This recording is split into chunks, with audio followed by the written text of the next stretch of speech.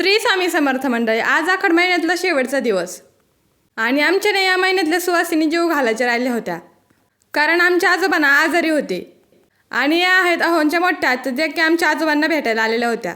मग दोघी मायलेकींचे ना मस्त चुलीवरती गप्पा मारता मारताना स्वयंपाक चालू होता. त्यात माझ्याकडे आले होते हे भाज्यासाठी कांदा कापायचं काम. मी कांदा कापायला बसले आणि लगेचच शंभू कांदे ओढायला लागला. आणि असं काही नवीन बघितलं का, आम्हाला पहिलं तोंडात घालून बघायचं असतं. मग एका प्लेटीमध्ये ना त्याला मी तळलेली कुरडई आणि पापड दिला होता. ते मात्र त्याने ना आवडीनं खाल्लं होतं. निम्मा स्वयंपाक तर ना आमच्या सुवासिनीनेच केला होता. मला तर बाहेर आवरेपर्यंत आणि धुणं धुवेपर्यंत ना सगळा स्वयंपाक झालेला होता.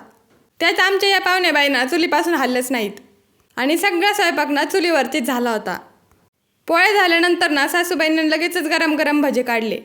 आता देवीला नैवेद्य घेऊन जायचं म्हटल्यावर ना खूप लांब होतं, त्यामुळे ना आम्ही ते फक्त भरून ठेवले होते. नेमका हो ना त्याच रस्त्याने जायचं होतं, मग काय लगेचच त्यांच्याकडे ते डब्यामध्ये भरून दिले.